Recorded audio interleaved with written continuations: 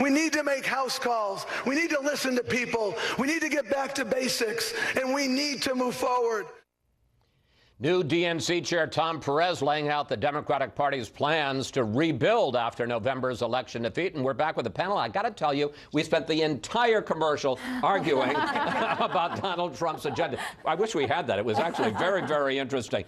One, what do you think that Perez's victory says about the Democratic Party and their path forward in terms of dealing with Donald Trump? Well, I think the election between Keith Ellison, the congressman from Minnesota, and Tom Perez, the former labor secretary, was portrayed as kind of the Bernie Sanders left backing Ellison, progressive elements, far left wing of the party, versus the Obama wing. Remember, you think about Perez as the former labor secretary, but you had people, Joe Biden, President Obama, and the like, lobbying to get Perez in this position.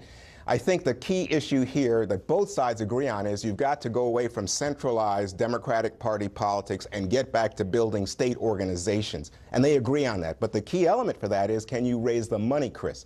We saw in the recently released money totals, donation totals for the Republican Party, they doubled what they raised 4 years ago after the election in the month of December. Democrats have not released their totals yet. ACLU, Planned Parenthood, they have record numbers as we see resistance building to Trump, but not the Democratic Party. So that's the key test. And right now, Perez has made Ellison, his vice chair, largely symbolic as a show of unity, because they've got to go to the donors, they've got to go to the base, and somehow channel the opposition to Trump into something that becomes essential, which is winning elections. Hillary Clinton sent a video message to the DNC meeting, and here's a clip.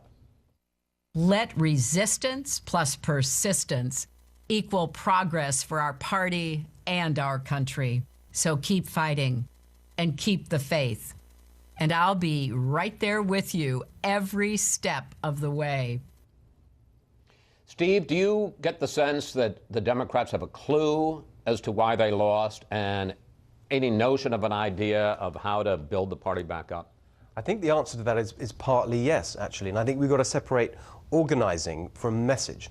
I think in terms of organizing, to be fair to them, I think the autopsy that is often brought up when they say, well, the Republicans, after they lost in 2012, they did an autopsy. Why won't the Democrats do an autopsy?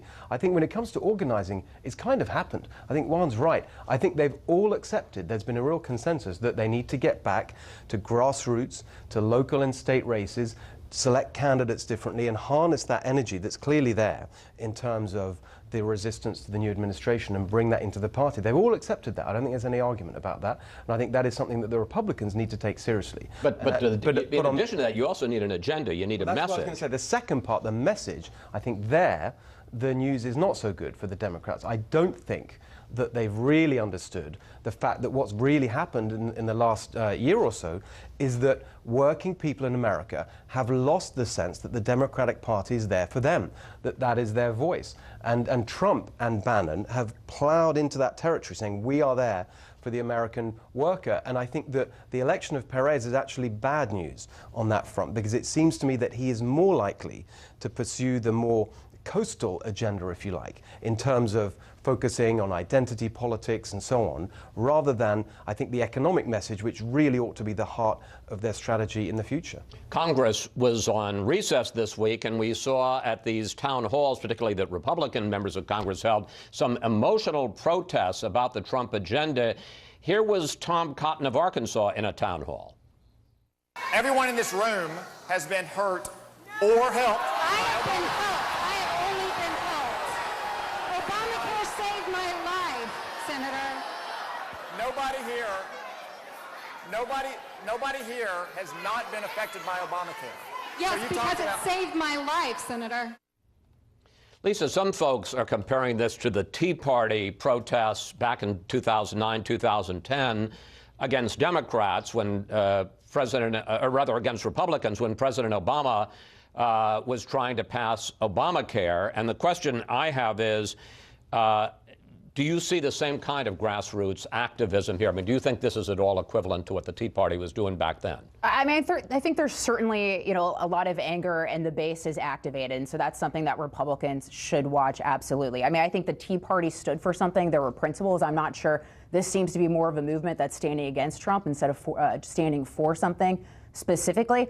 But to Steve's point, and also sort of this broader, this proxy war and sort of fight for the heart and the soul of the Democratic Party, the big challenge they face is in order to enact policy changes, in order to actually move agenda forward, you have to have the numbers. And the big challenge that they face right now is the fact that there are so many Democratic seats that are up for re-election in 2018, particularly in the Senate. They have 23 seats, 10 of those President Trump won, 5 of those President Trump won by double digits. And I think right now with the resistance that we're seeing from the left and this activation of the Democratic base, the problem for them are Democrats going to start seeing primary challenges to the degree that Republicans have for so long? And then what challenges do those present, particularly for those 10 Democrats who are not only looking to their right for someone potentially more moderate or Republican to win those red states, but also to their left and having to engage and win a primary. So I think that's the challenge for the Democratic Party of wading through this battle that they're facing right now. Julie, what do the officials you talk to in the Trump White House, what do they think of these emotional and well-attended protests? And do they worry at all that they could be a repeat of 2010 when grassroots fervor drove Republicans in this time that in 2018, and yes, there are some numbers that help them, but that it could end up helping Democrats this time? It's interesting because when you talk to Republicans in the White House versus Republicans on the Hill, I think you actually hear two slightly different stories about these protests. What I hear from officials in the White House is quite similar to what the president says publicly about these. They believe that these are, to some extent, paid activists, people who are coming in from outside of these districts to get on televisions, to try to make a scene and disrupt these town halls.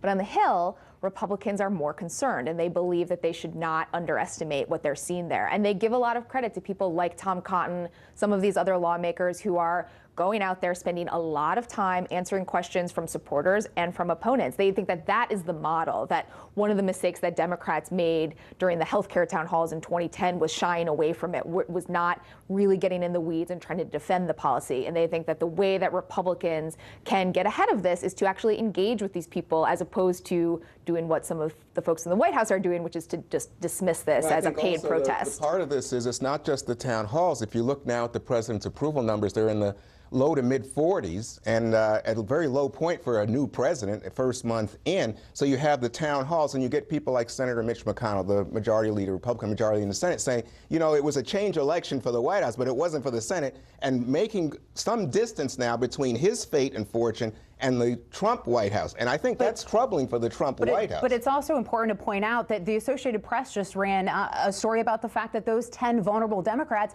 senators are also not holding town halls as well. And I think the big problem for Republicans right now, particularly with Obamacare, is there's a vacuum of information in the sense that Republicans haven't presented a clear plan. So it's very difficult to combat some of the narratives because, there's nothing to really point to. And let me just quickly say that's going to be the key, because if they do repeal and replace, the success of repeal and replace is going to be really important in 2018. Thank you, panel. See you next Sunday.